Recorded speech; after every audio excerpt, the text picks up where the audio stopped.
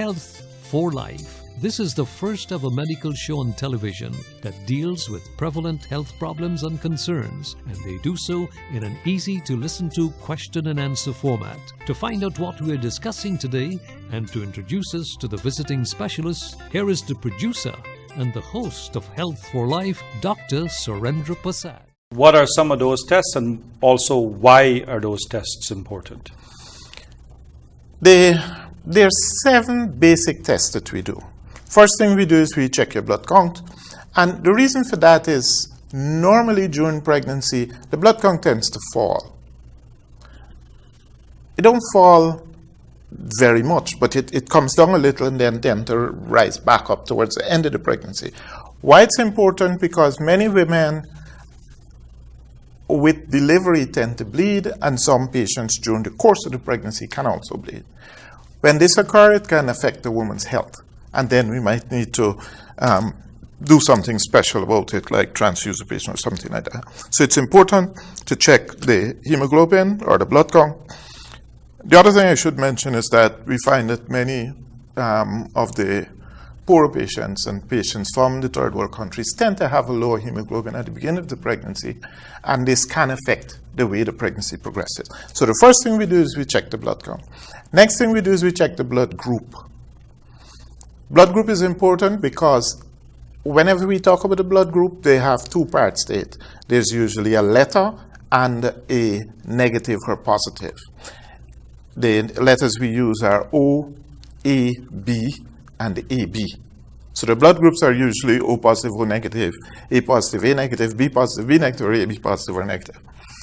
We need to know the blood group first of all, because if you have someone who is of the negative group, so in other words, they're O negative or AB negative or anything negative, then there's a special condition that can arise where the mother's blood destroys the baby's blood. And this can actually happen during the course of the pregnancy. So it's absolutely important that we know the blood group and we check the blood group.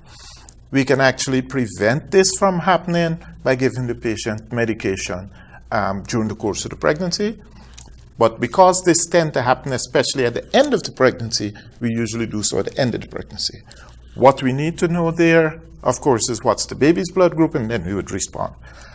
The other thing that we do is we do some tests to screen for certain infections. So we screen for HIV, because HIV can be transmitted to the baby. And with treatment, we can profoundly affect how that transfer takes place. We can reduce it significantly. So it's a must that you must check the HIV. I know that most people see HIV as something that is going to end the world, end their life, and so on. But in this situation, it could be life-saving for the baby, where by treating the mother, you prevent the disease from going on, and you fix the baby's health, make it better for the baby.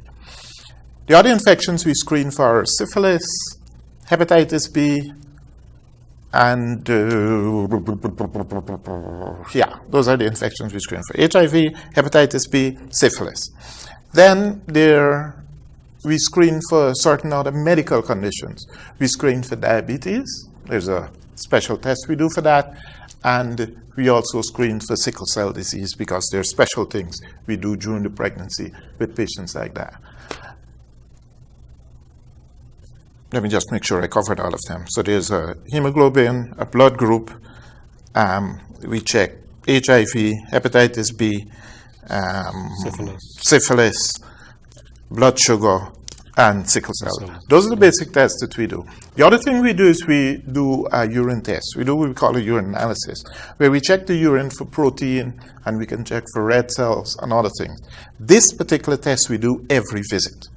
And it's extremely important to note that these tests should be done, they should be recorded, and the patient should get a clinic card with this information. Now, if you go to the public clinic, they give you a clinic card every single time.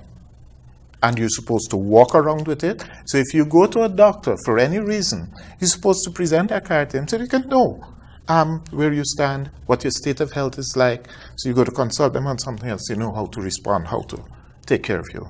I know that it's extremely unfortunate that some of our private colleagues and some of the private places do not issue a clinic card. I personally think the government should do something about that, even if it means legislating that you must do it, because it is wicked and wrong for someone to be pregnant, go into clinic, and don't have that card. Because if you turn up to me, for me to look at you, then you either have to do over the test, or I can't really do it without having a test done. So I personally feel that it's important that you have the card. I think every doctor will agree with that. But I think we should go the step further and make it the rule. Now, I don't want to get into government, so what I say is the patient should demand it. So you go to a clinic, and yes, I plan to come back here and deliver.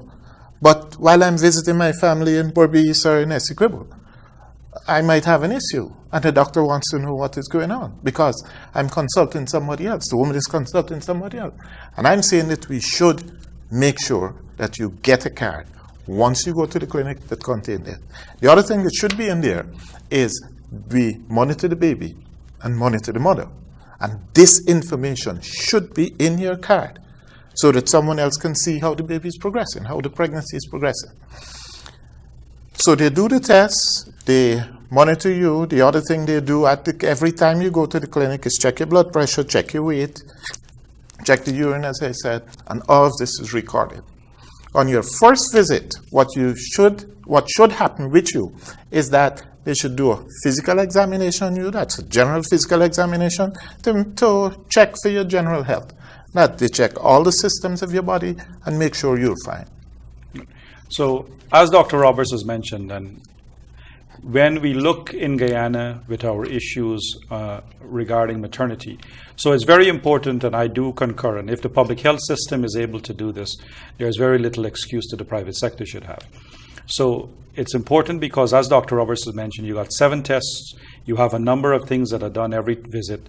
So we can't keep all of that information in our head, and it's very important for the patient to become educated, and having this clinic card and having this information recorded can only be helpful. Now, Dr. Roberts, let's go back. One thing I need to stick in here. It's important for us to also note that these are the tests, the general tests that we do here in Guyana. You might find that some places don't do the hepatitis. You might find that some places do additional tests. Like, for instance, when I worked in Region 10, because of the problem with malaria, we added that as part of our test. Now, I know it's not generally done, but you would find that that might be added in some places. And I know that some of the doctors would do other things. They might do other hepatitis tests apart from the hepatitis B. If you are outside of Guyana, you might find them doing other tests as well. But the tests I mentioned generally cover those that we generally do here. Those are the 7 basic ones. Basic standard tests that every pregnant woman is getting. Really should.